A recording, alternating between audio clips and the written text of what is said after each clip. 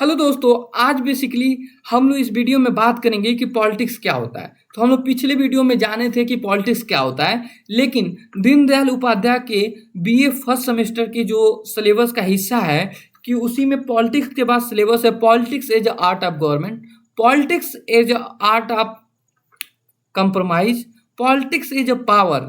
उसमें 4 और हिस्सा है। तो आज ये जानेंगे कि पॉलिटिक्स को क्यों आर्ट ऑफ गवर्नमेंट कहा जाता है, पॉलिटिक्स को क्यों पावर कहा जाता है, तो क्यों इतना डिफरेंट डिफरेंट डिफिनीशन है पॉलिटिक्स का। आज इस वीडियो में हम समझेंगे। जो ये वीडियो स्पेशली इंग्लिश मीडियम के बच्चों के लिए है, क्योंकि डीडी यूनिवर्सिटी का जब मैं छात्र था तो उसमें मुझे रियलाइज हुआ था कि यूपीएच है या बहुत सारे जो भी पब्लिशर हैं वो हिंदी मीडियम के बच्चों के लिए पब्लिश करते हैं बुक, लेकिन जो बीए या और नए नए स्टूडेंट आते हैं इंग्लिश मीडियम के दीनदयाल उपाध्याय यूनिवर्सिटी में या उससे एफिलेटेड कॉलेजेस के लिए, तो उनके लिए कोई बुक पब्लिश नहीं होता है। जैसे यूपीएच हो गया, ये हो गया, तो उनको बहुत सारे प्रॉब्लम फेस करना पड़ता है, बहुत सारे बुक खरीदना पड़ता है। तो उन्हीं को देखते हुए मैं ये वीडियो बना रहा हूँ। मैं कोशिश करूँगा कि उनके एग्ज़ाम में ये वीडियो ज़्यादा ज़्यादा नंबर लाने में फ़ायदा दे। तो आइए दोस्तों पढ़ते हैं कि पॉलिटिक्स क्या है। तो दोस्तों पहले तो ये जान लेते हैं जो मैं पिछले वीडियो में समझा चुका हूँ, 1 मिनट में आपको याद दिलाता हूँ कि पॉलिटिक्स एक ऐसी एक्टिविटी है या ऐसी प्रोसेस है जहाँ पे कलेक्टिव डिसीजन लिया जाता है। वो कलेक्टिव डिसीजन समाज में समाज को उन्नति की ओर ले जाता है। सिंपल सी बात है। पॉलिटिक्स क्या है? एक कलेक्टिव डिसीजन, एक एक्टिविटी, ऐसी एक्टिविटी जो समाज को प्रोग्रेस की ओर ले जाता है, लोगों को सिविलाइज लाइफ जीने में हेल्प करता है। पॉलिटिक्स ऐसी एक्टिविटी है, ए प्रोसेस है, कलेक्टिव डिसीजन है। और वो डिसीजन क्या हो सकती है? रोड बनाना, अच्छा एजुकेशन देना, अच्छी लॉ कानून रखना, ये पॉलिटिक्स है। तो लेकिन पॉलिटिक्स एक बहुत पुराना सब्जेक्ट है, तो बहुत सारे डिफरेंट फेज से गुजर रहा है। तो उसमें बहुत लोग मान के चलते हैं कि कोई ये कहता है कि politics is art of government है, कोई ये कहता है कि पॉलिटिक्स सिर्फ इज अ पावर है। तो पॉलिटिक्स को आज समझेंगे कि क्या असली में पॉलिटिक्स है क्या, और पॉलिटिक्स को एज आर्ट ऑफ गवर्नमेंट क्यों कहा जाता है, पॉलिटिक्स को एज अ पब्लिक अफेयर क्यों कहा जाता है, पॉलिटिक्स एज अ पावर क्यों कहा जाता है, पॉलिटिक्स एज अ कंप्रोमाइज क्यों कहा जाता है। आज ये समझेंगे और मैं आशा करता हूं कि अगर आप वीडियो को लास्ट तक देखते हैं तो आपकी कॉन्सेप्ट जरूर क्लियर होगी। जी दोस्तों, आइए देखते हैं दोस्तों, पढ़ाई करते हैं। Introduction, what is politics. तो दोस्तों इसका एक वीडियो मैं बना चुका हूं, आप लोग जाके देख सकते हैं। इसमें ऊपर से मैं सिर्फ यहाँ पे हम लोग 4 टॉपिक पे डिस्कस करेंगे। Politics as art of government, और politics as a power, politics as a compromise, और politics as a public affair. Okay दोस्तों, आइए देखते हैं what is politics. In the political science, politics is a highly contested concept with no single universally accepted definitions. मतलब politics एक ऐसी विवादा subject है जिसका यूनिवर्सली कोई भी एक सिंगल डिफिनीशन नहीं है। जैसे साइंस का एक सिद्धांत एकदम यूनिवर्सली एक्सेप्टेड होता है, इसमें कोई ये मान के चलता है, कोई ये मान के चलता है, तो बहुत सारे इसका डिफिनीशन होते हैं। लेकिन एक विचारक हैं, according to renowned political scientist Andrew Heywood in his book politics, various definition can be broadly classified into 4 major conceptions. These conceptions help us define the exact boundary of political activity. जो Andriy हाईवुड हैं, विचारक हैं, writer हैं, वो क्या मान के चलते हैं कि वेरियस डिफिनीशन है जो पॉलिटिक्स को एग्जैक्टली डिफाइन करने में हेल्प करता है। तो क्लासिफाइड किए हैं, जो वेरियस डिफिनीशन जो है उसको broadly classify into 4 major conception में किए हैं, ठीक है। और दिस कॉन्सेप्शन हेल्प, जो हेल्प करता है कि एग्जैक्ट बाउंड्री बनाने में कि पॉलिटिकल एक्टिविटी या पॉलिटिक्स का असली डिफिनीशन क्या है, उसमें हेल्प करता है। तो आइए दोस्तों जानते हैं कि वो फोर क्लासिफिकेशन या कॉन्सेप्शन को क्या है, जो जिसको आप चारों को जोड़कर पॉलिटिक्स का एक डिफिनीशन बनता है। तो आइए दोस्तों देखते हैं। ओके दोस्तों, तो देखते हैं दोस्तों पहला जो है यही हमारा विषय है, आइए शुरुआत करते हैं। Politics is art of government दोस्तों, मतलब politics is a art of government है, ठीक है। This is a most traditional classical narrowest view of politics, मतलब जो ये व्यू है ये पॉलिटिक्स को किस रूप में देख के जाता है कि ये पॉलिटिक्स को मान के चलता है कि ये आर्ट ऑफ गवर्नमेंट है, और मतलब कि इसका सिर्फ काम है कि गवर्नमेंट मतलब रूल एंड रेगुलेशन बनाना और मैनेज करना स्टेट को, मतलब इसको ऑर्डिनरी लोग से कुछ मत, ये पॉलिटिक्स को सिर्फ इतने मान के चलता आर्ट ऑफ गवर्नमेंट है, मतलब स्टेट को मैनेज करना, रूल एंड रेगुलेशन बनाना, ठीक दोस्तों। तो देखिए this is a most traditional classical narrowest view of politics है, ठीक है, क्लासिकल व्यू है। क्लासिकल में जब एथेन था, नगर राज्य हुआ करते थे, तो वहाँ पे ये मान के चला जाता था कि स्टेट को मैनेज करना ही पॉलिटिक्स, क्योंकि स्टेट को मैनेज करना इसलिए पॉलिटिक्स है क्योंकि उस समय जो थे छोटे छोटे जो राज्य होते थे, जैसे स्पार्टा हो गया, एथेन हो गए, वो आप अपने में ही एक सोवेनिटी पावर रखते थे। उनके अपने हर एक छोटे छोटे छोटे नगर राज्य के पास अपना आर्मी होती थी, अपना कॉन्स्टिट्यूशन होता था, अपना पॉपुलेशन होती थी, अपनी टेरिटरी होती थी, उसके अंतर्गत वो फंक्शन करते थे और स्टेट को अच्छे से मैनेज करते थे और स्टेट को उन्नति की ओर ले जाते थे, ठीक है। तो इसीलिए उस नगर राज्य के अंतर्गत ही सारा कुछ होता था, हर एक नगर राज्य अपने में संपन्न होती थी, उसके अंदर सारी क्वालिटी होती थी, तो उसी को मैनेज करना को ही पॉलिटिक्स कहा गया उस समय, क्योंकि पॉलिटिक्स जो है उसी को मैनेज करना को पॉलिटिक्स कहा गया। तो उसी को मैनेज करने को यहाँ इसीलिए इस जो ये अवधारणा है कि politics is art of government, वहीं पे शुरुआत हुई थी।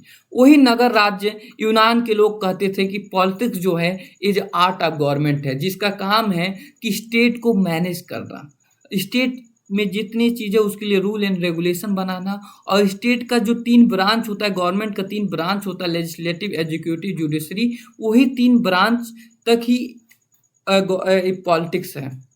ऑर्डिनरी लोगों से कोई पॉलिटिक्स नहीं है, मतलब आप दोस्तों क्लियर हुआ कि सिर्फ एक नैरो कॉन्सेप्ट है, मतलब सिर्फ गवर्नमेंट के ऑर्गन तक को ही पॉलिटिक्स ये मान के चलते थे।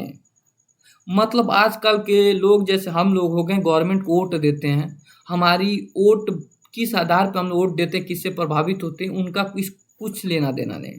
सिर्फ गवर्नमेंट कैसे काम करती है, गवर्नमेंट क्या करती है, उसी का अध्ययन करना, उसी को समझना, उसी को पढ़ाना, उसी को पॉलिटिक्स है। वो इसीलिए इसको क्या कहा गया, ए मोस्ट क्लासिकल है, बहुत पुराना है, नैरोवेस्ट व्यू ऑफ पॉलिटिक्स से बहुत छोटा व्यू है। पॉलिटिक्स से एक छोटा अंग दिखाता है कि सब सिर्फ गवर्नमेंट का अध्ययन करने को ही पॉलिटिक्स कहते हैं। आगे देखिएगा दोस्तों, ऑरिजिनेटिंग फ्रॉम द, जो पॉलिटिक्स शब्द है, from the ancient Greek word polis, मतलब जो पॉलिटिक्स शब्द है कहाँ से निकला है, सिटी स्टेट से निकला हुआ है। एंशियंट ग्रीक शब्द से पॉलिस शब्द से निकला है, जिसका मतलब होता है सिटी स्टेट दोस्तों, ठीक है दोस्तों। It define politics strictly as exercise control within the society through the machinery of state, मतलब क्या होता है दोस्तों कि ये डिफाइन पॉलिटिक्स को क्या करता है, strictly as exercise of control within society through the machinery of the state, मतलब ये मान के चलता है कि politics strictly as exercise of control within the society through the machinery of state, मतलब पॉलिटिक्स जो है स्टेट के अंतर्गत काम करता है और वहीं पे रूल एंड रेगुलेशन बनाता है स्टेट को आगे ले जाने में, ठीक है दोस्तों। तो एग्जैक्ट डिफिनीशन समझने की दोस्तों कोशिश करिएगा आप लोग। एग्जैक्ट डिफिनीशन मीनिंग आप क्या, आर्ट क्या है, वहाँ पे पॉलिटिक्स से जो आर्ट ऑफ गवर्नमेंट लिखा है ना, तो आप थोड़ा सा इसको समझते, क्योंकि आप लोग को लिखित पेपर होगा। दीनदयाल यूनिवर्सिटी ने 2026-27 बैच के लिए फर्स्ट सेमेस्टर के लिए डिस्क्रिप्टिव पेपर कर दिया है, मल्टीपल क्वेश्चन का सिस्टम हटा दिया है, तो लिखने वाला आएगा, तो ऐसे आप लिख सकते हैं। तो दोस्तों जो मीनिंग ऑफ आर्ट क्या होता है, here word art does not mean artist work like painting, music, मतलब यहाँ पे जो आर्ट का मतलब है वो इस आर्टिस्ट का वर्क का मतलब नहीं है। यहाँ पे इट मीन्स है आर्ट का मतलब प्रैक्टिकल स्किल, और वो प्रैक्टिकल स्किल क्या होगा, मतलब politics is a practical skill experience, ability of leader to govern society or formulate policy, run the state machinery smoothly. This view assumes that running a government required special skill set to regulate the society.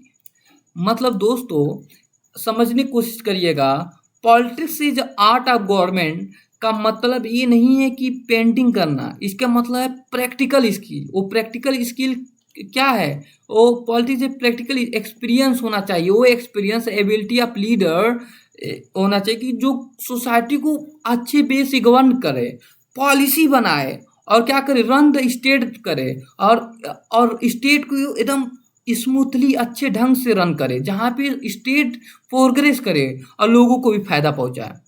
तो ये इसका मतलब ये है, ऐसा leader के अंदर या मतलब यहाँ पे पॉलिटिक्स का मतलब एक लीडर मतलब क्या हो गया, जैसे मेंबर ऑफ पार्लियामेंट हो गया, मान लीजिए मोदी जी हो गए, उनकी quality ability of leader to govern society.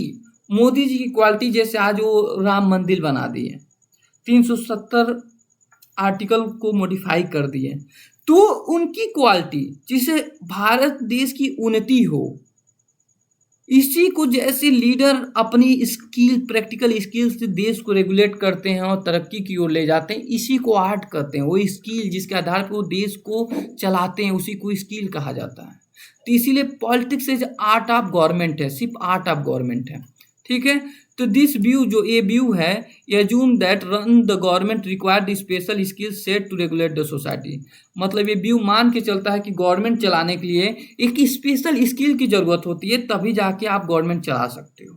तो ये व्यू एकदम गवर्नमेंट तक ही एकदम संकोचित है, बहुत पुराना व्यू है। नगर राज से ही मान के चला जाता था, जब यूनान था, जब छोटा छोटा सिटी स्टेट होते थे, लेकिन वो आजकल के अमेरिका इंडिया जैसे बड़े नहीं होते थे, लेकिन आजकल के अमेरिका इंडिया जैसे सोवेनिटी पावर रखते थे और वो सारा चीज़ अपने देश का डिसाइड करते थे दोस्तों, और वो सब कुछ करते थे। तो उसी सिटी स्टेट को मैनेज करने को ही ये पॉलिटिक्स मान के चलते, उनको ऑर्डिनरी लोगों की लाइफ से कुछ लेना देना नहीं था, ठीक है दोस्तों। तो बाउंड्री स्कोप प्रैक्टिकल एग्जाम्पल, तो आशा करता हूँ कि पॉलिटिक्स से जो स्किल ऑफ गवर्नमेंट आप समझ गए होंगे कि गवर्नमेंट का ऐसा स्किल जिससे सोसाइटी को गवर्न करे, पॉलिसी बनाए, जिससे देश क्या करे, उन्नति करे। और गवर्नमेंट कैसे पॉलिसी बनाता है? पार्लियामेंट, उसके 3 ऑर्गन होते हैं। 3 ऑर्गन कौन कौन से हो गए? पार्लियामेंट, पहली बात लेजिस्लेटिव हो गया, रूल बनाएगा, एग्जीक्यूटिव उस पॉलिसी को लागू करेगा। अगर एग्जीक्यूटिव ने कोई गलती किया लागू करने में, या लेजिस्लेटिव कॉन्स्टिट्यूशन के हिसाब से रूल एंड रेगुलेशन नहीं बनाया, तो उसको चेक कौन करेगा? जुडिशरी करेगा। तीनों का वर्क को, और ये तीनों वर्क किस आधार पे करते हैं गवर्नमेंट के तीनों ऑर्गन, लेजिस्लेटिव, एग्जीक्यूटिव और जुडिशरी, ये किस स्किल के बेस पे अपना अपना काम करते हैं, उसी स्किल को करना, उसी का अध्ययन करना को ही politics as a art of government कहा जाता था उस समय। और ये बहुत नैरो कॉन्सेप्ट है पॉलिटिक्स का, क्योंकि ये ऑर्डिनरी लोग को नहीं जोड़ता है, और पॉलिसी बना रहे हैं और वो दूसरे को क्या प्रभाव कर रहा है उससे कुछ उन लोग को लेना देना नहीं है, ठीक है। अब देखिएगा बाउंड्री स्कोप प्रैक्टिकल एग्जाम्पल इसका देख लेते हैं। देखिए लिमिटेड क्या है इस पॉलिटिक्स से, जो आर्ट ऑफ गवर्नमेंट का लिमिटेशन क्या है? Strictly limited to 4 wall of government office and the parliament. मतलब दोस्तों समझने की कोशिश करिएगा, इसकी लिमिटेशन यही है कि ये सिर्फ गवर्नमेंट के ऑफिस तक, गवर्नमेंट के ऑर्गन तक ही है, ऑर्डिनरी लोगों से कुछ लेना देना नहीं है। जैसे हम लोग का भी तो योगदान होता है, गवर्नमेंट को चूज करते हैं, प्रेशर ग्रुप की तरह गवर्नमेंट के डिसीजन को इन्फ्लुएंस करते हैं, लेकिन हम लोग की कोई यहाँ पे स्थान नहीं है। पॉलिटिक्स हम जो सिर्फ गवर्नमेंट से जुड़ा हुआ है, रूल एंड रेगुलेशन बनाता है, और गवर्नमेंट का इंस्टीट्यूशन हो गया, उसका ऑफिस हो गया, उसके 3 ऑर्गन हो गए, उसी को ये पॉलिटिक्स मान के चलता था उस समय। और ये व्यू जो इस व्यू को एक्सेप्ट करते हैं, उसी पॉलिटिक्स को एज आर्ट ऑफ गवर्नमेंट से जो संबंधित है उसी को मान के चलते हैं। तो for example when India parliament pass a new education policy, IAS officer implement it. across the country. This is a practical management regulation is exactly what is called the art of government. मतलब दोस्तों आपने समझे, जब India parliament कोई law बना, education policy बनाया है, for example highest officer उसको इम्प्लीमेंट कर दिए अक्रॉस द कंट्री, और यही पॉलिसी बनाना और इसको लागू करना, इसी को मैनेज करना, इसी को आर्ट ऑफ गवर्नमेंट करते हैं। और लेकिन इसकी बुराइयां क्या है समझ नहीं आएगा कि ये पॉलिसी लोगों पे लागू किया गया, लोगों पे क्या असर पड़ा, लोग का फीडबैक क्या रहा है, इसमें इंक्लूड नहीं होता है। इसलिए मॉडर्न टाइम में पॉलिटिक्स का जो व्याख्या है इससे ऊपर बढ़ाया गया, पॉलिटिक्स को ऑर्डिनरी लाइफ तक भी जोड़ा गया, जो आगे हम समझेंगे। ठीक है, अब यहाँ पे दोस्तों देखते हैं। तो देखिए इसका हम बता चुका हूँ फोकस एरिया क्या है। इसका फोकस एरिया क्या है दोस्तों समझिएगा। ये पॉलिटिक्स से आर्ट ऑफ गवर्नमेंट किसको मान के चलता है, फॉर्मल इंस्टीट्यूशन पे फोकस करता है। आप स्टेट जैसे एग्जीक्यूटिव हो गया, लेजिस्लेटिव हो गया, जुडिशरी हो गया, जो गवर्नमेंट का ऑर्गन, इसी तक office leader, bureaucratic, law making, इन्हीं तक ये सीमित, इन्हीं के कामों को ये पॉलिटिक्स मान के चलता है और किसी के कामों को पॉलिटिक्स में नहीं जोड़ता है दोस्तों। लेकिन डज नॉट डील विथ, मतलब ये किसको अपने पॉलिटिक्स के अंदर नहीं मान के, जैसे जनरल पब्लिक हो गई, सिविल सोसाइटी हो गई, मीडिया हो गई, प्राइवेट बिजनेस हो गए, एनजीओ हो गए, डेली सोशल इंटरेक्शन हो गया, इनको पॉलिटिक्स में कोई स्थान नहीं देता है।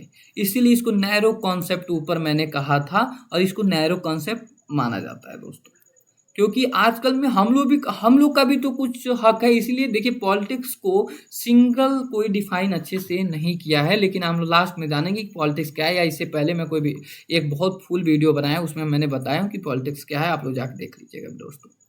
ठीक है दोस्तों, तो अब मैं बताता हूँ, जैसे आप पॉलिटिकल, आप बीए की स्टूडेंट हैं, तो आप सिर्फ ये नहीं डिफाइन करेंगे कि politics is art of government, आप उसमें कुछ राइटर का विचार भी तो देंगे, उससे आपका आंसर और सुंदर होगा। देखिए ओटो वन बिस्मार्क जो था, वो जो इनके अनुसार जो है समझिएगा, इन्होंने एक कथन दिया था, politics is not a science but a art. मतलब इन्होंने कहा था पॉलिटिक्स साइंस नहीं है, एक आर्ट है। मतलब इनके अनुसार क्या है, समझने की कोशिश करिएगा दोस्तों। Meaning, politics like rigid scientific rule, it required the practical skill, cleverness and art of managing real state affair। मतलब दोस्तों जो politics is not a science but a art, मतलब politics like rigid scientific rule है, politics के पास scientific rule नहीं है।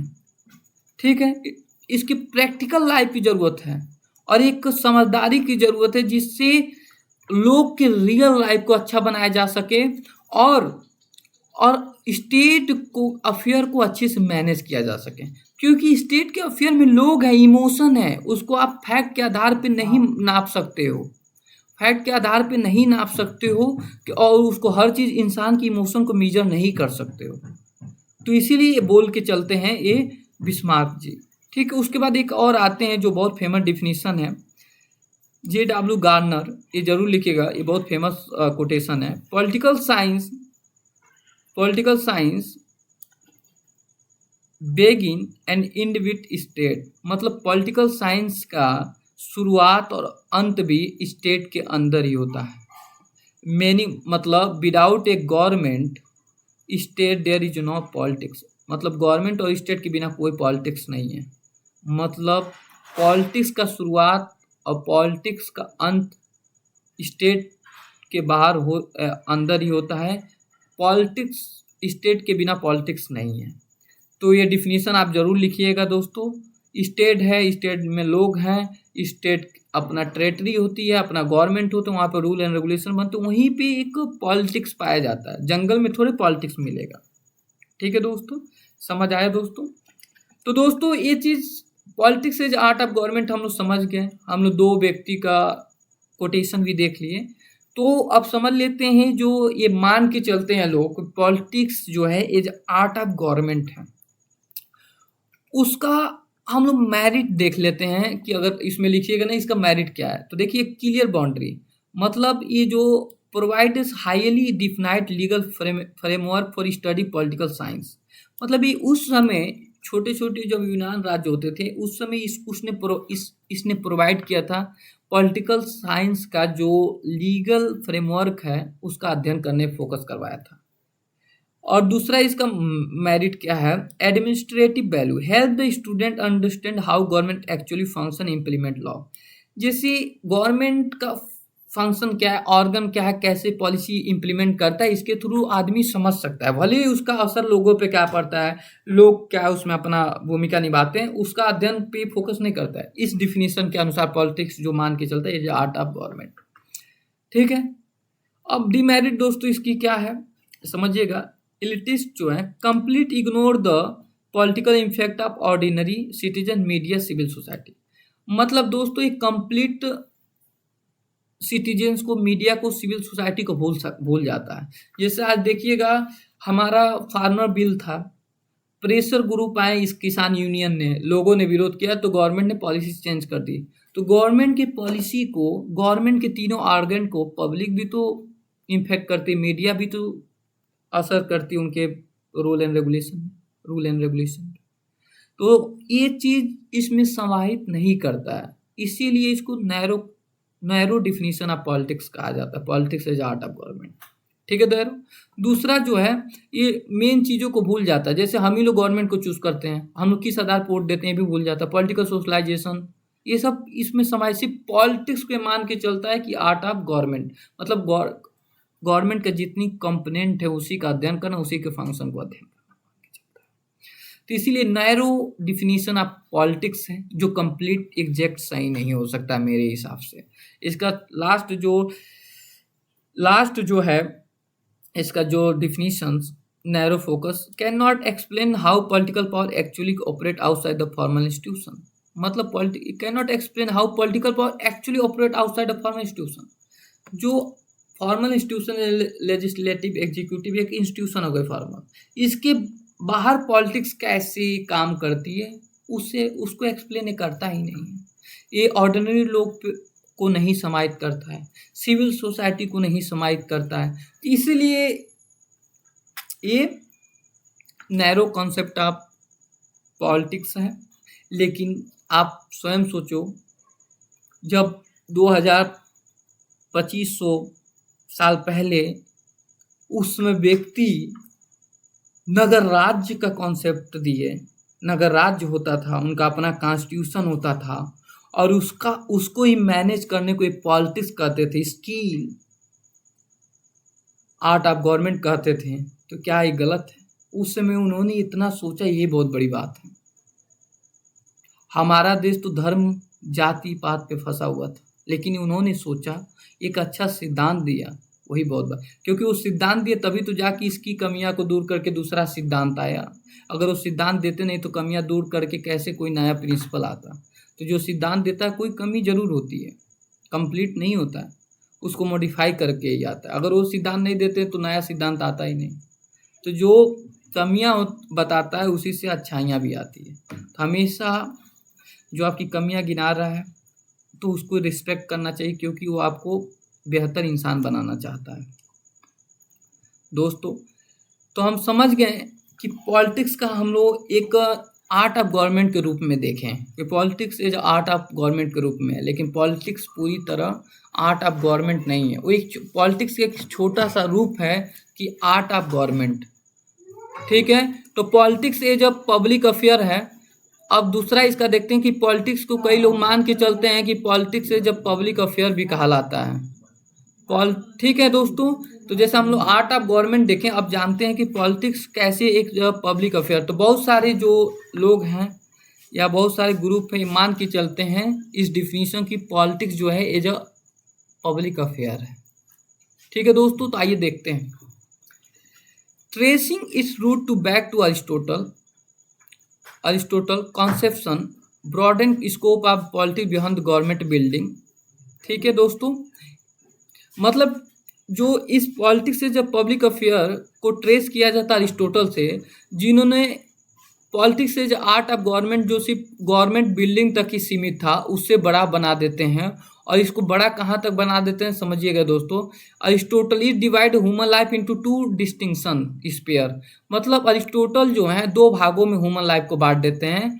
पहला स्पेयर क्या है? Private sphere. उस प्राइवेट स्पेयर में क्या होता है? फैमिली होती है, अब पर्सनल लाइफ होती है। एंड द पब्लिक स्पेयर में क्या होता है? दूसरा स्फीयर में पब्लिक स्फीयर होता है जिसमें सोसाइटी होती है, कम्युनिटी होती है और स्टेट होती है। तो दोस्तों जो सिर्फ गवर्नमेंट तक सीमित था उसको ये बढ़ाते हैं और ये बोलते हैं कि politics is a public affair है। मतलब समझिएगा दोस्तों, इसका मतलब क्या हो गया कि ये बोलते हैं कि लोग जो सोसाइटी हो गई, कम्युनिटी हो गई, स्टेट हो गए, इनका अध्ययन करना, इनके रोल को भी पॉलिटिक्स कहा जाता है, ना कि सिर्फ स्टेट और उसके फंक्शन, गवर्नमेंट के फंक्शन को भी। अगर कोई कम्युनिटी कलेक्टिव कोई डिसीजन लेती है उसको भी पॉलिटिक्स कहेंगे। गवर्नमेंट कोई पॉलिसी बनाई और एक समुदाय के लिए लागू की तो उसको भी पॉलिटिक्स कहेंगे। सिर्फ पर्सनल लाइफ को छोड़ के, मतलब कि प्राइवेट जो लोग हैं, ह्यूमन लाइफ को दो भागों में बांट दिए हैं, ठीक है। प्राइवेट स्पेयर जिसमें फैमिली पर्सनल लाइफ को छोड़ के, पब्लिक स्पेयर जिसमें सोसाइटी, कम्युनिटी, स्टेट, ये सब पॉलिटिक्स का हिस्सा है।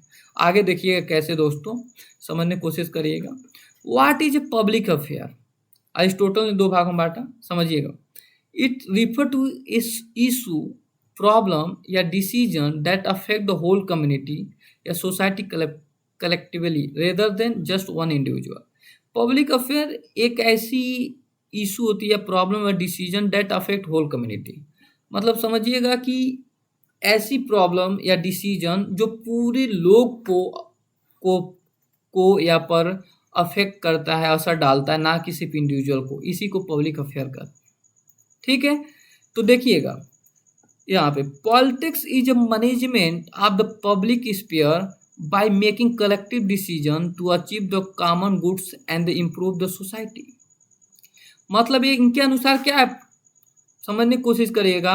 ये मान के चलता है कि पॉलिटिक्स क्या है, ये जब पब्लिक अफेयर है, ठीक है। पॉलिटिक्स ये जब पब्लिक अफेयर है तो अभी आप समझिए दोस्तों क्या बोला है, politics is a management of public sphere, ठीक है। क्या है, पॉलिटिक्स जो एक पब्लिक स्फीयर को मैनेज करता है, by making collective decision to achieve a common good and improve society. मतलब पॉलिटिक्स एक कलेक्टिव डिसीजन लेता है और पब्लिक स्फीयर को मैनेज करता है, और उससे क्या होता है, समाज की, सोसाइटी को, बुराइयों को हटा के समाज में सुधार लाता है और समाज के लोगों को एक प्रोग्रेसिव इंसान बनाता है। इसी को ये पॉलिटिक्स मान के चलते हैं। जो इस विचारक के समर्थक है वो मान के चलते हैं कि इसी को पॉलिटिक्स कहा जाता है। और पॉलिटिक्स क्या है, ये जब पब्लिक अफेयर को डील करता है और उसके लिए कलेक्टिव डिसीजन लेता है, जैसे मोदी जी लेते हैं। फॉर एग्जाम्पल दोस्तों यहाँ पे समझने की कोशिश करिएगा। Example to prove it, deciding what vegetable to cook at home is a private affair. मतलब आपके घर में क्या खाना बनेगा ये प्राइवेट अफेयर है, because it only affect your family, क्योंकि आपकी फैमिली को सिर्फ असर करता है। But when the government decide to build new hospital, fix road, increase tax, it became a public because it affect the welfare resources of entire community. Manage this collective issue is politics. मतलब समझना, घर पे आप घर पे अगर आप welfare resources entire community manage this collective issue is politics. मतलब दोस्तों समझने की कोशिश करिएगा। एग्जाम्पल टू प्रूव इट, मतलब politics as a public affair क्या है कि घर में आप अगर खाना बना रहे हैं तो आपको फैमिली को असर डालती है, ये पॉलिटिक्स में नहीं आती। लेकिन अगर गवर्नमेंट ने कोई रोड बनाने का काम किया, न्यू हॉस्पिटल बनाने का काम किया या टैक्स बढ़ाने का काम किया, वो it affect the whole welfare resource, पूरे कम्युनिटी को असर डालता है।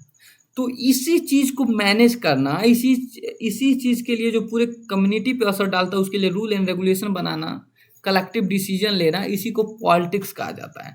तो दोस्तों समझिएगा, जो जिसको हम लोग ऊपर पढ़े समझने की कोशिश करिएगा, उसी पॉलिटिक्स के ऑर्गन को, गवर्नमेंट के ऑर्गन तक ही पॉलिटिक्स को मानता था। लेकिन धीरे धीरे जब अरिस्टोटल आए, ह्यूमन लाइफ को दो भागों में बांट दिए, पब्लिक स्फीयर है, प्राइवेट स्फीयर, तो यहाँ से पॉलिटिक्स का स्कोप को बढ़ाया गया, जो मान के चला गया कि ग्रुप ऑफ पीपुल को डील करना, उनके लिए रूल एंड रेगुलेशन बनाना, उनके लाइफ को अच्छा बनाना को ही पॉलिटिक्स कहते हैं, सिर्फ पर्सनल लाइफ छोड़ के दोस्तों। तो समझ आया दोस्तों। ये मान के चलते हैं। और वो सिर्फ ये मान के चलते थे पॉलिटिक्स से जो आर्ट ऑफ गवर्नमेंट वाले की जो रूल एंड गवर्नमेंट के ब्रांच का ही अध्ययन करना पॉलिटिक्स है। लेकिन यहाँ पे समूह जितने ग्रुप ऑफ पीपुल हैं, अगर ग्रुप में रहते हैं और उनको पूरे ग्रुप को इफेक्ट करती है गवर्नमेंट पॉलिसी, उसका अध्ययन करना भी, जो रूल गवर्नमेंट का भी अध्ययन करने को ही पॉलिटिक्स करते हैं। तो थोड़ा सा पॉलिटिक्स का ब्रॉड यहाँ पे स्कोप हुआ। तो ये क्या कहते हैं कि इनके अनुसार politics as a public affair, ये मान के चलते हैं। अब समझने की कोशिश करिएगा दोस्तों, बाउंड्री एंड द स्कोप यहाँ पे समझने की कोशिश करिएगा। तो यहाँ पे लिमिटेड एरिया पे एक्शन है, समझने की कोशिश करिएगा। Limited only to public life, जैसे ये स्कूल, हॉस्पिटल, वेलफेयर, इंफ्रास्ट्रक्चर पर ही फोकस करते थे, इसी को शामिल करते थे। It stop at the door of private sphere home, मतलब जरूरी थोड़े कि घर में मारपीट नहीं होती है, औरतों के साथ शोषण होता है, तो उस पर पॉलिटिक्स दखल नहीं देगा। पॉलिटिक्स मतलब पुलिस दखल क्यों नहीं देंगे भाई? तो इस चीज़ को इन्होंने दूर किया। तो ये इनकी कमियां थी, इवोल्यूशन, ये कमियां थी। ये सिर्फ ये स्कूल, हॉस्पिटल, वेलफेयर, इंफ्रास्ट्रक्चर ऐसे ऑर्गन को ही जोड़ते थे जो एक पब्लिक स्पेयर में थी, प्राइवेट स्पेयर को एक पॉलिटिक्स के रूप में ज्वाइन नहीं किए। तो इसीलिए नैरो, इसको भी नैरो कॉन्सेप्ट माना जाता है। और पॉलिटिक्स कैसे काम करती है, दोनों उसी से डील करते हैं, कहाँ कहाँ काम करती है। अब देखिएगा इवोल्यूशन कैसे हुआ था। Politics is no longer just for politician, it now include the ordinary citizen working for social welfare. मतलब इसकी सबसे अच्छी बात क्या है कि पहला वाला जो था वो ऑर्डिनरी सिटीजन्स को नहीं जोड़ा था, चाहे वो वेलफेयर पूरे समाज के लिए काम करें। लेकिन अब जो है politics as a public affair, इसमें अगर कोई ऑर्डिनरी सिटीजन्स अगर पूरे समाज के लिए काम करता है और समाज को असर उससे पड़ता है, तो इसमें पॉलिटिक्स का हिस्सा माना जाएगा। ठीक है दोस्तों, फोकस एरिया क्या है इसका, दोस्तों समझने की कोशिश करिएगा। फोकस एरिया क्या है? Deal with the public sphere, मतलब civic movement, community welfare, education, health care, infrastructure और गवर्नमेंट के जितने ऑर्गन होते हैं उनसे ये डील करता है। लेकिन ये किसको शामिल नहीं करता है? Does not deal with the private sphere, मतलब personal life, family matter, domestic dispute, personal choice, इसको ये शामिल नहीं करता है। मतलब सोचिए, पर्सनल लाइफ को नहीं शामिल करता है, समझ आता है, लेकिन family matter, domestic dispute, personal choice को नहीं शामिल करता।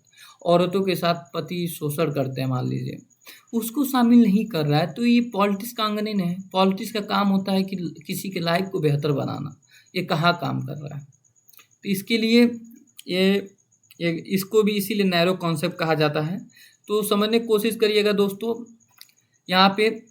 तो आंसर राइटिंग में आप लोग जरूर ये लिखिएगा, अगर आप लिखिएगा politics as a public affair, उसमें एक कोटेशन है अरिस्टोटल ने दिया था, man is by nature a political animal. Aristotle मान के चलते हैं कि नेचर के द्वारा ही इंसान जो है पॉलिटिकल एनिमल है। इसका मतलब क्या है? मीनिंग ह्यूमन, इसका मतलब क्या? Human can not be survive alone, human अकेले नहीं रह सकता है। To live a civilize life we must participate in political community, मतलब मैन अकेले नहीं रह सकता क्योंकि उसका नेचर ये पॉलिटिकल एनिमल के लिए।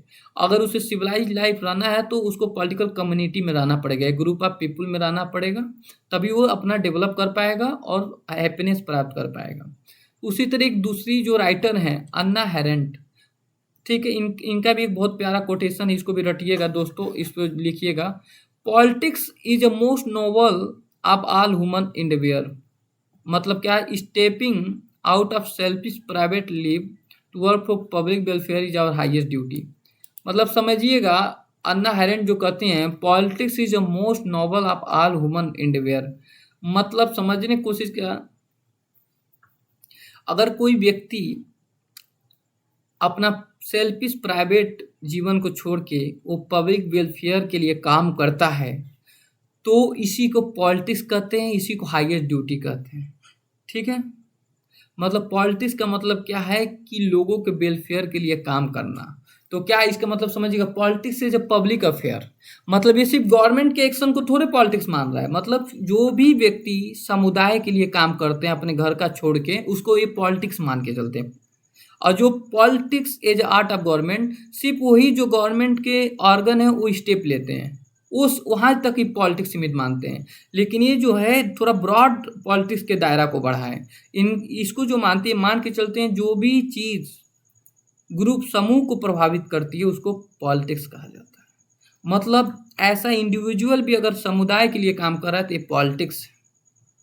और इसे अन्ना एरेंट कहती हैं कि जो व्यक्ति समुदाय के लिए काम कर रहा है, समुदाय के वेलफेयर के लिए काम कर रहा है, वही पॉलिटिक्स है और उससे अच्छा काम कोई हो नहीं सकता। हाईएस्ट ड्यूटी ये कहती हैं। इस कोटेशन को जरूर लिखिएगा अगर पॉलिटिक्स से जब पब्लिक अफेयर लिख रहे हैं तो दोस्तों। ठीक है दोस्तों, अब बात आती है कि इसका मेरिट देख लेते हैं। ये पॉलिटिक्स से जब पब्लिक अफेयर का समझने की कोशिश करिएगा दोस्तों। इसका सिविक इंगेजमेंट जैसे इंक्रीज, जैसे उससे तो अच्छा ही है, थोड़ा ब्रॉड कॉन्सेप्ट है। इंक्रीज द एक्टिव पार्टिसिपेशन और promote the moral responsibility among the citizens. मतलब क्या है कि जो politics is art of government जब हम पढ़ रहे हैं तो वो सिर्फ गवर्नमेंट के ऑर्गन को ही अध्ययन करने के लिए बोलता है, लेकिन ये बोलता है कि इंसान भी अगर कोई व्यक्ति ग्रुप ऑफ पीपल के लिए काम करते हैं तो वो पॉलिटिक्स एक्टिविटी ही कहलाएगा।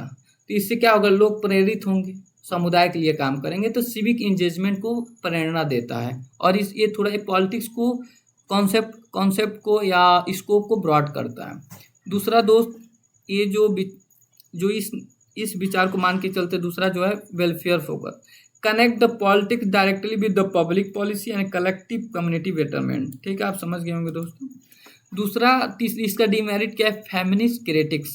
Feminist rejected this using slogan personal is a political. मतलब समझने की कोशिश करिएगा, इसको आप जरूर लिखिएगा, personal is a political slogan को फेमिनिस्ट मान के चलते हैं। मतलब keeping domestic life private, hide the issue like gender inequality, domestic violation. मतलब पॉलिटिक्स कहते हैं कि डोमेस्टिक लाइफ अगर आप सिर्फ उसको प्राइवेट रखते हो, जो ये पॉलिटिक्स है, जो पब्लिक अफेयर प्राइवेट को नहीं पॉलिटिक्स का हिस्सा मानते हैं, तो इसके इशू जो बहुत ज़्यादा सेंसिटिव है उसको आप लोगों के सामने नहीं लाते हो और उसके बेटरमेंट के लिए काम नहीं करते हो। जैसे जेंडर इनइक्वालिटी होगी, डोमेस्टिक वायलेशन हो गई, इसको आप दबा रहे हो, और इसको आप दबा रहे हो तो ये गलत है, क्योंकि पर्सनल इज आल्सो पॉलिटिक्स, इनका मान के चलना है। तो इसको आप लिखिएगा, ये इसका डीमेरिट है क्योंकि पर्सनल को नहीं मान के चलता है। और जाहिर सी बात है, पॉलिटिक्स का इंटरवीन पर्सनल लाइफ में भी होना चाहिए, लेकिन उस एंगल पे नहीं जहाँ आप हो। लेकिन अगर आपका पर्सनल लाइफ दूसरे के पर्सनल लाइफ को इंटरवीन करती है तो वहाँ पे पॉलिटिक्स का हस्तक्षेप जरूरी है। अब हम ही हैं, किसी को मार पीट रहे हैं, दूसरे पर्सनल लाइफ में इंटरवीन कर रहे हैं, तो गलत हो गया ना। हमेशा ग्रुप आप समुदाय का बात नहीं करेंगे हम लोग। तो अब दूसरा देखते हैं दोस्तों, subjective good. There is no universal agreement on what actually constitute the public interest. मतलब वहाँ पे एक है ही नहीं यूनिवर्सल एग्रीमेंट ऑन क्या पब्लिक इंटरेस्ट को कॉन्स्टिट्यूट करता है। तो ये इसका डीमेरिट थी दोस्तों। तो हम लोग जाने कि ये दो विचारधारा हैं, जो एक कोई पॉलिटिक्स को क्या मान के चलता है, एज आर्ट ऑफ गवर्नमेंट, जो सिर्फ गवर्नमेंट के फंक्शन को, ऑर्गन को ही पॉलिटिक्स मान के चलते हैं, जो हम लोग उसका डीमेरिट में दें। एक जो है पॉलिटिक्स को क्या मान के चलते हैं कि politics as a public affair, जो हम लोग जान गए, उसका डिफिनीशन जान के ये कर जाते हैं। तो अब जो आते हैं, ये आते हैं politics as a compromise and consensus. मतलब ये जो है, ये मान के चलते हैं कि पॉलिटिक्स से जो कंप्रोमाइज भी है, ना कि सिर्फ politics is art of government है, ना कि सिर्फ पॉलिटिक्स से जो deal with the public affair है, पॉलिटिक्स से जो कंप्रोमाइज भी है, कॉन्सेंसस भी है। तो इस चीज़ को अब हम अध्ययन करेंगे कि पॉलिटिक्स कैसे कंप्रोमाइज है, इस विचारक जो इसको मानता है पॉलिटिक्स के डिफिनीशन को। तो आइए देखते हैं दोस्तों, politics is a compromise and a consensus. This modern liberal view shifted this modern liberal view shifted the focus from where politics happen to how decisions are made. जैसे ऊपर हम लोग देखें, politics is art of government, politics is a public affair. वो क्या है कि politics कहाँ हैपन होता है, मतलब पॉलिटिक्स कहाँ हैपन होता है, गवर्नमेंट कहाँ डिसीजन लेती है, उसका अध्ययन उन दोनों में हम लोग किए हैं। ठीक है, लेकिन डिसीजन जहाँ लेती है ये बताता है। मतलब जो ये पॉलिटिक्स के बोलते हैं, इसके जो इसको मानते हैं और पॉलिटिक्स को इस रूप में देखते हैं कि पॉलिटिक्स एज ए कंप्रोमाइज, वो वो ये जो बताता है कि कहाँ डिसीजन लिया जाता है, डिसीजन कैसे लिया जाता है। मतलब जो ऊपर था वो डिसीजन कहाँ लिया जाता था वो बताता था। गवर्नमेंट डिसीजन लेती है, उसको पॉलिटिक्स आर्ट ऑफ गवर्नमेंट कहा गया। Politics as a public affair कहा गया, जहाँ पब्लिक के लोग समुदाय डिसीजन लेती है। लेकिन ये कंप्रोमाइज जहाँ पॉलिसी बनती है उसकी बात करता है, उस पर फोकस करता है। समझ आया दोस्तों? तो आइए देखते हैं। This modern liberal view shifted the focus from the where politics happen, जो ऊपर दो दो विचार फोकस करते थे, to how decision are made. ये फोकस करता है कैसे डिसीजन आर मेड होता है पॉलिटिक्स में। Because diverse section naturally have conflict interest. मतलब एक कंट्री में बहुत सारे डाइवर्स सेक्शन के लोग होते हैं। जैसे आज ही देख लिए भारत कंट्री, उसमें मुस्लिम हैं, हिंदू हैं, सिख हैं, ईसाई हैं, बहुत सारे जात पात हैं, उनका अपना अपना नीड है। तो जाहिर सी बात, तो कोई और डिमांड करेंगे, वो कोई और डिमांड करेंगे, तो उनका इंटरेस्ट एक दूसरे के कन्फ्लिक्ट होगा। This view define the politics as a peacefully method of resolving this conflict. ये व्यू मान के चलता है कि पॉलिटिक्स वो है जो डाइवर्स इंटरेस्ट होने के बाद भी पॉलिटिक्स का काम जो है वो ऐसा मैनेज करता है, रिसोर्सेज कम होने पे भी, तो सब लोग आपस में लड़ाई नहीं करते, हार्मनी से रहते हैं।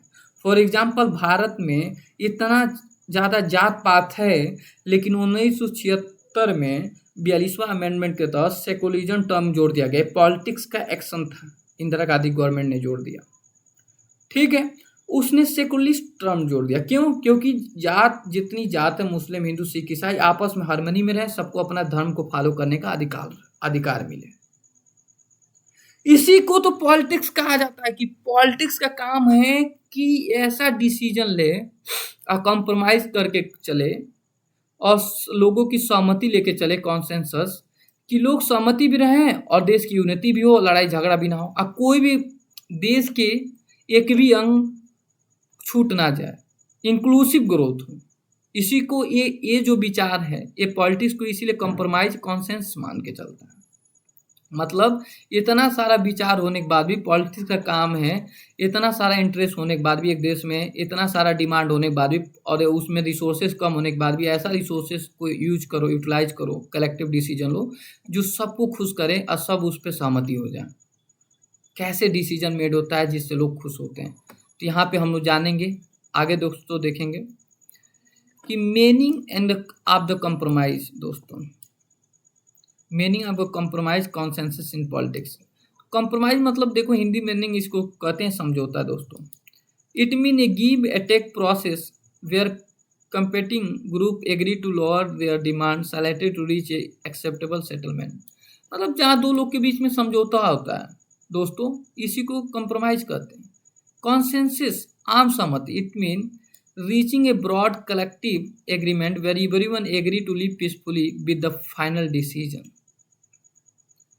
मतलब दोस्तों क्या है कि कलेक्टिव एग्रीमेंट है जहाँ एवरीवन एग्री होते हैं to live peacefully with final decision. मतलब आम सहमति हो जाती है, गवर्नमेंट पे लोग निर्भर हो जाते हैं कि हाँ भाई करो, गवर्नमेंट जो डिसीजन लेगा उस पर मैं एग्री करती हूँ। How it work as a politics, समझने की कोशिश करेगा एग्जाम्पल के थ्रू दोस्तों। इंस्टीड ऑफ यूजिंग वायलेशंस या फोर्स, मतलब वायलेशन यूज करने के बजाय, फोर्स यूज करने के बजाय, टू विन ए आर्गूमेंट, मतलब आर्गूमेंट करो और उसको जीतो। Politics actor use debate, politics actor क्या करते हैं? यूज डिबेट करते हैं, वोटिंग करते हैं, निगोशिएशन करते हैं, to find the middle ground. Thus, politics is a mechanism that converted a dangerous conflict into peacefully agreement. For example, दोस्तों समझिएगा, आज कुछ मंथ पहले दिल्ली में नीट एग्जाम को लेके आंदोलन हो रही थी, लेकिन मोदी जी चाहते हैं, सेंट्रल गवर्नमेंट चाहती तो मारपीट, दंगा पे उतर जाते, मारपीट करवाते। लेकिन वहाँ पे शांति से निगोशिएशन हुआ और सब कुछ शांति से ख़त्म हो गया, स्टूडेंट की जीत हुई। मतलब इसी को कंप्रोमाइज कॉन्सेंसस कहते हैं। मतलब जो स्टूडेंट थे वो बोलें कि हम धरना प्रदर्शन पीछे कर देंगे और आप जो हैं शिक्षा मंत्री के इस्तीफा दे दीजिए। दोनों और बातचीत हुई, दोनों लोग थोड़ा थोड़ा झुके और दोनों लोग एक जगह एग्री कर लिए। इसी को पॉलिटिक्स कहते हैं। जहाँ पे अल्टीमेट क्या करता है कि politics is a mechanism that convert the dangerous conflict into peaceful agreement, और ये पीसफुली एग्रीमेंट हुए जहाँ पे देश की उन्नति होगी। समझ आ गया ना, इसी को पॉलिटिक्स कहते हैं दोस्तों। तो दोस्तों समझने की कोशिश किए आप लोग कि कॉम्प्रोमाइज ए कॉन्सेंसस, समझ आया कि हमने एग्जाम्पल दिया, इसी को कॉम्प्रोमाइज कॉन्सेंसस कहते हैं। कि पॉलिटिक्स समझने की कोशिश करिएगा कि भारत देश है, इसमें स्कार्सिटी ऑफ रिसोर्सेस है, तो गवर्नमेंट का काम है कि उस रिसोर्सेज को इतना यूटिलाइज करे, क्योंकि पॉपुलेशन ज़्यादा है, उसी में बहुत सारे कास्ट है, बहुत सारे वर्ग हैं, तो उनका अलग अलग डिमांड होगा, लेकिन रिसोर्सेज तो सीमित हैं, तो उस रिसोर्सेज को ऐसे यूटिलाइज करें कि लोग गवर्नमेंट से सहमति भी करें और देश की तरक्की भी हो और कोई पीछे भी ना रह जाए। इसी को पॉलिटिक्स मान के चलते हैं। समझ आया दोस्तों? तो how it work as a politics मैंने बता चुका हूँ, और एक एग्जाम्पल भी दिया कि दोनों गवर्नमेंट भी बैठी और स्टूडेंट यूनियन भी बैठे और दोनों एक दूसरे से बात किए, और एक ने वादा किया कि हम शिक्षा मंत्री का इस्तीफा दिलवा दूंगा, और एक ने वादा किया कि हम अपना धरना प्रदर्शन पीछे हटा लूँगा। दोनों और सहमति बनी और देश हट गया। इसी को पॉलिटिक्स कहते हैं। पॉलिटिक्स एज ए कॉम्प्रोमाइज है, मतलब सहमति, कंप्रोमाइज़ करना, समझौता करना, और कॉन्सेंसस करना, सहमति करना। तो इसी से पॉलिटिक्स चलती है। ये जो विचारक हैं इसी को पॉलिटिक्स मान के चलते हैं दोस्तों। ठीक है दोस्तों, अब समझिएगा इसके जो सपोर्टर हैं क्या मान के चलते हैं, पॉलिटिक्स को क्या मान के चलते। Boundary and scope limited it only to civilize peacefully dispute resolution. Politics in the moment physical violation war begin. जरूरी थोड़े कि भाई वार भी तो होता है, हर एक जरूरी सिर्फ सिविलाइज पीसफुली डिस्प्यूट रेजोल्यूशन थोड़ा होता है। पॉलिटिक्स में वार भी होता है, दंगा प्रदर्शन भी होता है, कितने लोग एक इलेक्शन होता है मर जाते हैं। तो इस चीज़ को ये नहीं अध्ययन करने को पॉलिटिक्स कहता है, ये सिर्फ पीसफुली डिस्प्यूट रेजोल्यूशन को पॉलिटिक्स मानता है। तो ये भी एक नैरो कॉन्सेप्ट है। दूसरा लेकिन उस सबसे तो ब्रॉड ही है भाई, कंप्रोमाइज कॉन्सेंसस जो ऊपर दो हम लोग पढ़े हैं। और दूसरा evolution completely shifted focus from institution to the process how peacefully is made। Process की बात करता है ये, मतलब इंस्टीट्यूशन से कंप्लीट पीछे हट जाता है। कम इंस्टीट्यूशन जो पॉलिसी लागू करते हैं बना उनको हट, ये कैसे पॉलिसी बनती है उस पर फोकस करता है। इसका जो फोकस एरिया हो है peacefully conflict resolution, democracy, debate, negotiation, diplomacy, power sharing, इसकी बात करता है। ठीक है दोस्तों, लेकिन एक देश में वार होता है, कॉन्फ्लिक्ट होता है, उसकी बात नहीं करता है। ये नॉट डील करता है, जैसे मिलिट्री वारफेयर की बात नहीं करता, आर्म रिवेलियन का बात नहीं करता, ब्रूटल डिक्टेटरशिप की बात नहीं किया, where no compromise is allowed. जैसे इंदिरा गांधी ने इमरजेंसी लागू कर दिया, उसकी बात ही नहीं करता 1975 में, उसकी बात नहीं करता है। तो इसीलिए जो ये विचारक जो होते हैं, जो ये मान के चलते हैं कि पॉलिटिक्स ए जो कंप्रोमाइज या कॉन्सेंसस है, ये भी एक नैरो कॉन्सेप्ट है दोस्तों, क्योंकि ये भी पूरा पॉलिटिक्स का ब्रॉड रिव्यू नहीं देता है और एक एग्जैक्ट डिफिनीशन नहीं देता कि पॉलिटिक्स उससे भी बड़ी चीज़ है। क्योंकि पॉलिटिक्स एक ऐसी एक्टिविटी है जो सारे लोगों की जीवन को अफेक्ट करती है। अभी लास्ट में मैं बात करूंगा दोस्तों। तो दोस्तों अगर हम लोग डिफिनीशन जान गए हैं क्या होता है politics as a compromise consensus, तो हम लोग को ये भी तो समझने की ज़रूरत है कि जब हम लोग आंसर राइटिंग लिखेंगे तो कोई विचारक होंगे ना जो बोले होंगे कुछ ना कुछ उसके बारे में। तो एक विचारक हैं वर्नर्ड क्रिक जो हैं, वो बोलते हैं कि politics is activity by which different interest are conciliated by giving them share in power. मतलब पॉलिटिक्स एक ऐसी एक्टिविटी है बाय विच डिफरेंट इंटरेस्ट जो हैं, बहुत सारे इंटरेस्ट, मतलब जैसे हम हिंदू का अलग डिमांड होगा, मुस्लिम का अलग डिमांड होगा, एक दूसरे से मिलते हैं और वो सहमति करते हैं, वो थोड़ा थोड़ा पावर पाकर। मीनिंग समझने को से when a group fight for demand, politics act as a bridge solving the fight through the compromise. वो कंप्रोमाइज करवा देता है, मतलब दो ग्रुप आपस में लड़ रहे हैं। जैसे आज इसी समय हो रहा था नीट वाले पेपर में, सेम वही एग्जाम्पल इस पे भी बैठेगा दोस्तों। गवर्नमेंट और स्टूडेंट ने आपस में कंप्रोमाइज़ कर लिया और ये प्रॉब्लम सॉल्व हो गई। इसी को कंप्रोमाइज़ जो करवाता है इसी को पॉलिटिक्स कहते हैं दोस्तों। तो दोस्तों इसका भी देख लेते हैं मेरिट क्या है। ई प्रमोट द पीस, मतलब समझिएगा दोस्तों, strongly encourage the tolerance democratic value non violent violent dispute resolution. जैसे Gandhi ji non violent dispute resolution की बात करते थे, मतलब हमेशा बातचीत से, नेगोशिएशन से प्रॉब्लम दूर करो, तो ये भी उसी चीज़ की बात करता है। लेकिन ज़रूरी ये नहीं है कि आप नेगोशिएशन पे भरोसा करें, अगला भी करे। तो जो मार्क्सिस्ट क्रिटिक्स हैं इसको आलोचना किया, Marxist call this is illusion, मतलब ये मोह माया है, एक उसी तरह गुमराह करने का रास्ता है। To compromise impossible between deeply unequal group, अर्थात billionaire and labour powerful always dictated term. मतलब जहाँ पे देश में मान लो फॉर एग्जाम्पल कहता है कि अमीर वर्ग और कमजोर गरीब वर्ग कभी एक दूसरे में कंप्रोमाइज नहीं होता है, तो अमीर कभी कंप्रोमाइज नहीं करेगा। मुकेश अंबानी और आप में लड़ाई हो तो जाहिर सी बात है आप ही को झुकना पड़ेगा, क्योंकि अमीर के पास मीडिया भी है, पावर भी है। तो इसी पे 9 मंत्रा है, इसीलिए इस कंप्रोमाइज कॉन्सेंसस को डेमोक्रेसी में आलोचना करते हैं। कहते हैं कि सिर्फ कहने के लिए है, रियल वास्तविक कुछ नहीं मिलता है इंसानों को। तो बेसिकली दोस्तों एक वर्ग जो है पॉलिटिक्स को एज आर्ट ऑफ गवर्नमेंट मान के चले, जो हम लोग समझे।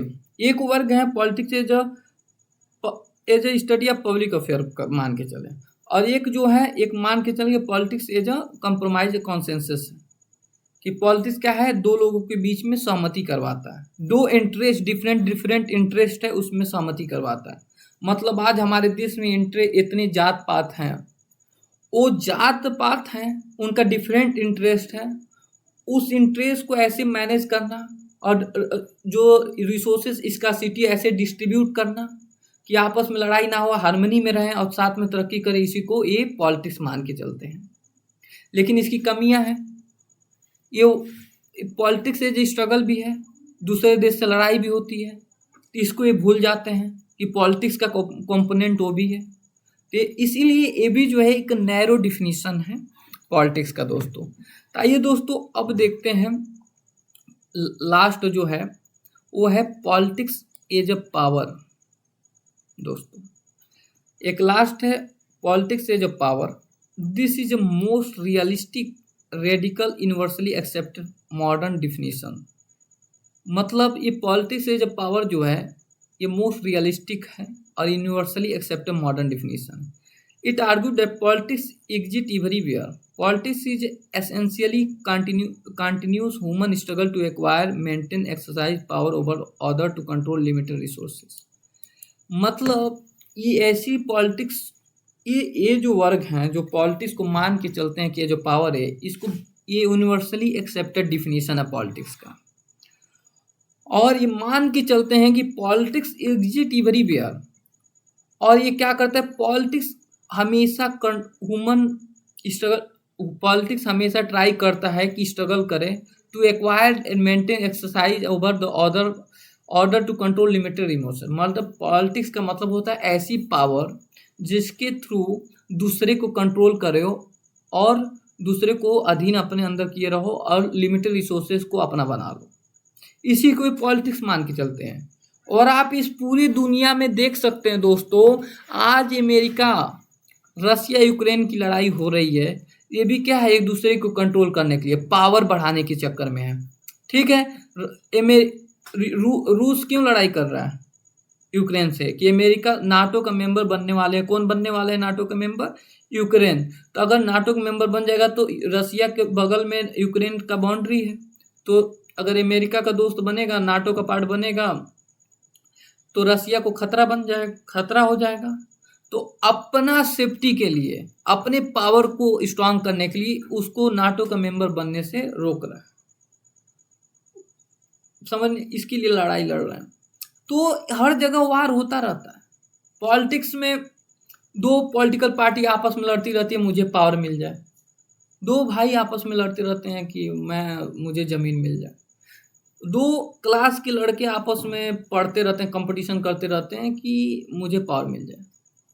तो इसीलिए बोल रहा है, it argue that politics exist everywhere. Politics essential continue human struggle. Politics क्या है? कंटिन्यू ह्यूमन स्ट्रगल है to acquire, maintain, exercise over other to control limited resource. ऐसी पावर है जिसको कंट्रोल करना। तो इसीलिए जो ये विचारक है मान के चलते हैं पॉलिटिक्स से जो पावर है, और जो हमको भी लगता है कि रियल है, लेकिन ये भी एक नैरो कॉन्सेप्ट है दोस्तों। इसको भी देखते हैं दोस्तों, समझने की कोशिश करेंगे। Boundary and scope, limit, no limit, it is boundaryless, universal, present in every human interaction, parliament, work place, school, animal, family. जाहिर सी बात है भाई कि ये इसका कोई बाउंड्री नहीं है। हर जगह स्ट्रगल हो रहा है कि मैं पावरफुल बन जाऊँ। आप स्वयं देखो, एज ए स्टूडेंट आप चाहते हो अपने दोस्त से ज़्यादा पावरफुल बन जाऊँ, दोस्त से ज़्यादा इज्जत मिले, दो पॉलिटिकल पार्टी आपस में लड़ती रहती, मुझे पावर मिल जाए। तो हर जगह हो रहा है। Evolution rejected the idealist peacefully view, revealing the harsh reality that politics is ruthless struggle for control. मतलब जो इससे पहले हम लोग पढ़ें कि पॉलिटिक्स एज ए कम्प्रोमाइज, ये विचारक जो होते हैं, जो पॉलिटिक्स को एज ए पावर मान के चलते हैं, उसको रिजेक्ट करता है, क्योंकि मान के चलता है कि पॉलिटिक्स हमेशा पीस नहीं है। पॉलिटिक्स हमेशा स्ट्रगल करती रहती है पावर पाने के लिए, दूसरे को दबाने के लिए, अपना उन्नति करने के लिए। फॉर एग्जाम्पल आज भी देख सकते हैं, अमेरिका अपना पावर इंक्रीज कर रहा है, रसिया अपना पावर इंक्रीज कर रहा है, चाइना अपना पावर इंक्रीज कर रहा है कि मैं हेजेमनी पावर कलेक्ट बन जाऊं, और दोनों एक दूसरे से स्ट्रगल कर रहे हैं। पाकिस्तान अपनी पावर इंक्रीज कर रही है, भारत अपना कर रहा है, दोनों न्यूक्लियर बम बना रहे हैं अपना बॉर्डर सेफ्टी करने के लिए। मैं अपना नाम कमा लूँ, पॉलिटिकल पार्टी आपस में लड़ाई कर रही है, मुझे पावर मिल जाए। तो ये होता रहता है। जो ऊपर जो कंप्रोमाइज कॉन्सेंसस की बात कर रहा था, वो एक नैरो कॉन्सेप्ट है पॉलिटिक्स का, वो भी होता है, लेकिन ये भी तो कॉन्सेप्ट है पावर। तो ये दोनों मिलके पॉलिटिक्स को सही डिफिनीशन दे पाएंगे। आगे देखते हैं दोस्तों, क्योंकि पॉलिटिक्स से जो कंप्रोमाइज भी है, पॉलिटिक्स से जो पावर है, सही बात है। पॉलिटिक्स ने कंप्रोमाइज किया नीट के मामले में, और पॉलिटिक्स ने कंटिन्यू स्ट्रगल कर रही है। हमारे देश का पार्लियामेंट, हमारे देश की आर्मी पाकिस्तान को बॉर्डर के डिस्प्यूट में हारा है, करती आ रही है। तो आगे देखते हैं दोस्तों, focus area, what is A deal with not. तो डील विथ ये किसको लेके डील करते हैं? Universal struggle for power. Universal struggle for power करते हैं, जो सही है। आज पूरा देश स्ट्रगल करता रहता है, हम भी लोग कर। Influence the manipulation control of resources in all relation. Resources मतलब पावर हो सकता है, सब कुछ हो सकता है। रिसोर्सेज का मतलब ये करता है भाई, कंट्रोल कर, रिसोर्सेज को कंट्रोल करने के लिए। कोई रिसोर्सेज मतलब कोई पोजीशन लेना चाहता है, कोई राजा बनना चाहता है, कोई पैसा जनरेट करना चाहता है, कोई रॉ मटेरियल लेना चाहता है। लेकिन इसकी भी डिमेरिट क्या है भाई? Does not deal with the moral ideals, perfect justice, ethic, selfless public service. मतलब ये एथिक्स की बात नहीं करता है। जब आप पावर को ही पॉलिटिक्स मान कर रहे हो, तो आप जाहिर सी बात है एथिक्स नहीं फॉलो करोगे। लेकिन पॉलिटिक्स में एथिक्स भी तो होनी चाहिए। एथिक्स होगी तभी तो आप लोगों की भला करोगे। नहीं तो अगर लीडर के अंदर क्वालिटी नहीं एथिक्स की, तो वो अपने सेल्फ इंटरेस्ट के बारे में सोचेगा, कहाँ लोगों के लिए कुछ कर पाएगा। तो दोस्तों समझ आया पॉलिटिक्स एज ए पावर का मतलब। तो दोस्तों ये समझने की बात है कि इसको भी जब हम लोग लिखेंगे, तो दोस्तों इसमें भी कोई विचारक का कोटेशन को जरूर डालेंगे। जो एक विचारक है हेरोल्ड, उन्होंने बोला था who get what when how. मतलब समझने की कोशिश करिएगा दोस्तों, इनका ये प्यारा कोटेशन। Meaning, society has limited resources और politics is a competition to decide who win this resources by using what power. मतलब पॉलिटिक्स इज ए कंपटीशन है to decide who win this resources by using what power. मतलब समझने की कोशिश, limited resources है और politics एक ऐसी कंपटीशन है जो इस लिमिटेड रिसोर्सेज को प्राप्त कर पाएगा। Who get what when how, ये पॉलिटिक्स तय करते हैं। ये किसने बोला था? हेरोल्ड ने बोला था। इस चीज़ को डालिएगा, जो आ जाएगा कि पॉलिटिक्स से जब पावर की बात आ जाएगी तो। फिर उसके बाद रॉबर्ट डॉल की बात आती है, तो उन्होंने भी डिफाइन किया था। रॉबर्ट डॉल ने डिफाइन पावर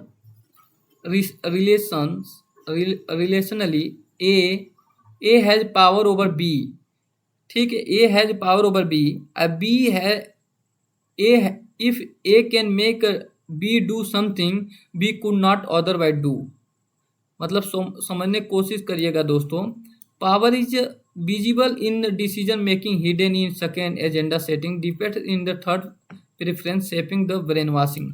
मतलब पावर का मतलब यही है दोस्तों इनके अनुसार, कि अगर एक व्यक्ति को कोई बोल दिया कि आपको ये करना है, A has power over B, तो ए बोल देगा कि बी को ये करना है।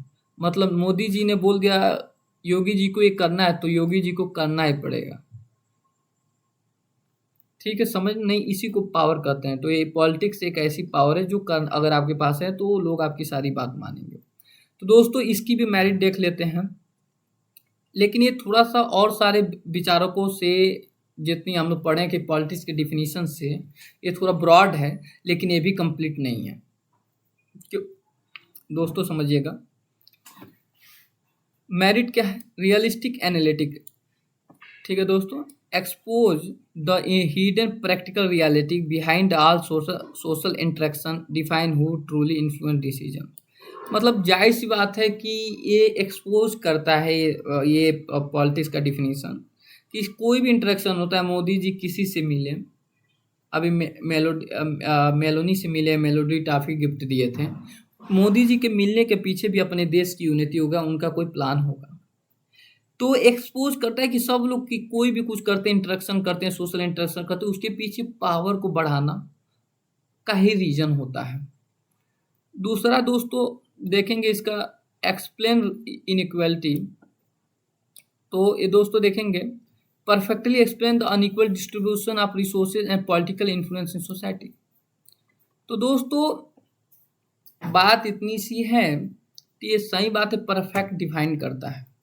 मतलब ये पावर बताता है कि लोग पावर को इंक्रीज करने के लिए, रिसोर्सेज पाने के लिए कंटिन्यू स्ट्रगल करते हैं। इसी को पॉलिटिक्स कहते हैं, एकदम रियल बात है ये। इसी को इंटरनेशनल रिलेशन भी कहते हैं, कंटिन्यू स्ट्रगल फॉर पावर। एक देश दूसरे देश से ज़्यादा पावरफुल बनना चाहता है कि हम उस पर डोमिनेट कर सके, अपना अस्तित्व बचा सकें।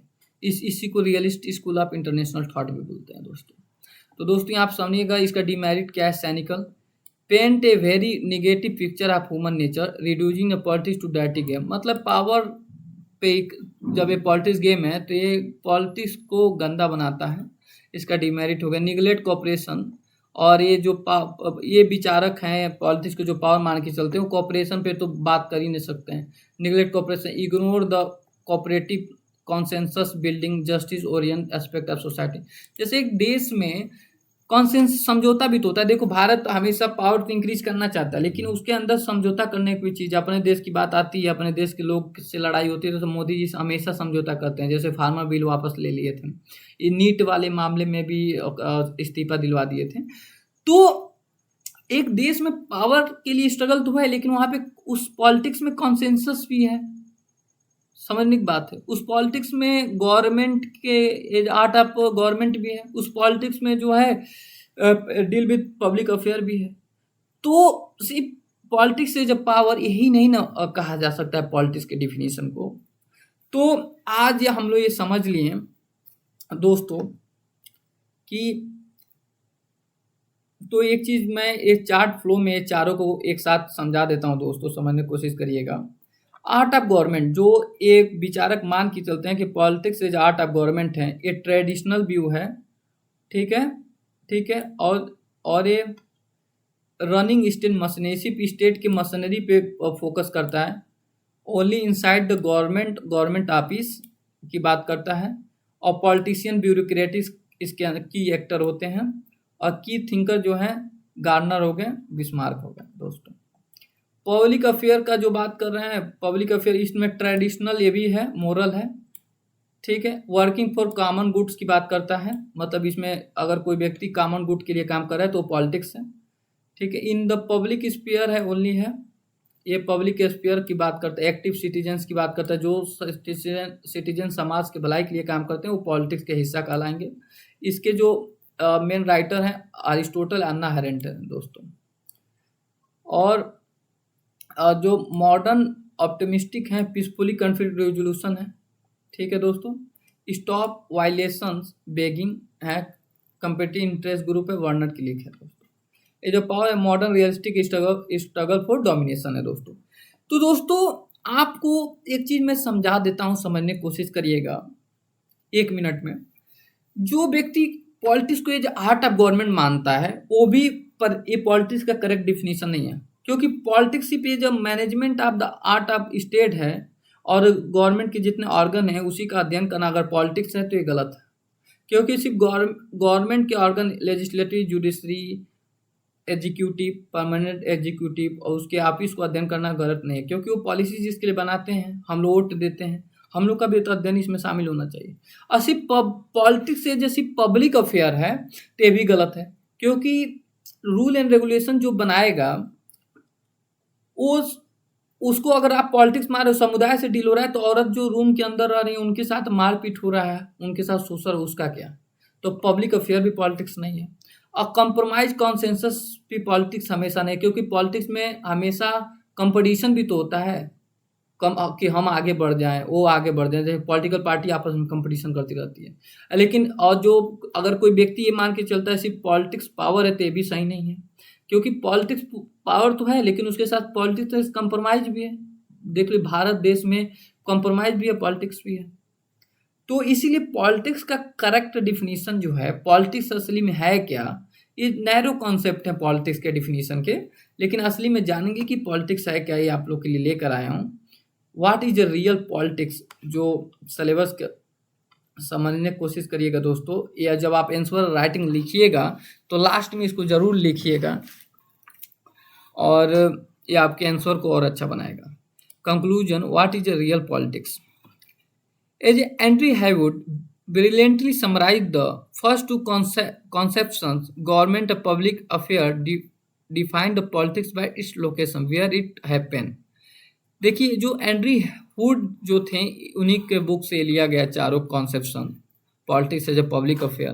तो जो फर्स्ट जो दो हैं, politics as art of government and the politics as public affair, जो दो हैं वो डिफाइन करते हैं politics by its location where it happen, मतलब पॉलिटिक्स कहाँ होती है, एक पब्लिक अफेयर में होती है, गवर्नमेंट के चैम्बर में होती है।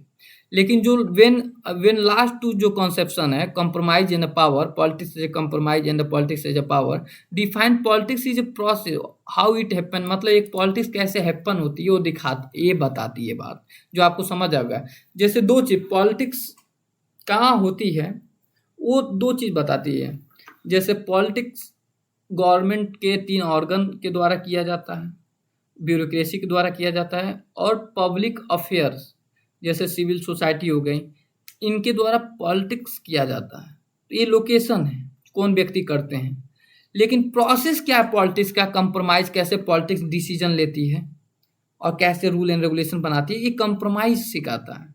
और कैसे वो कंटिन्यू स्ट्रगल करती है, वो प्रोसेस जो ये बताते हैं। तो ये जो चारों हम लोग पढ़े हैं, वो चारों मिला दिया जाए तब जाके एक पॉलिटिक्स का एग्जैक्ट डिफिनीशन होगा, क्योंकि जो दो लास्ट का है कंप्रोमाइज इन पावर, वो प्रोसेस बताता है कि पॉलिटिक्स कैसे डिसीजन लेती है, और जो शुरू का है गवर्नमेंट है पब्लिक अफेयर, वो लोकेशन बताता है कि असली में मेन फैक्टर कौन से, कहाँ पॉलिटिक्स डिसीजन लेती है। जैसे पार्लियामेंट में डिसीजन लेती है, पब्लिक अफेयर में डिसीजन लेती है, लोकेशन बताता है दोस्तों। तो समझिए अब क्या है पॉलिटिक्स असली में, फाइनल कंप्रहेंसिव डिफिनीशन।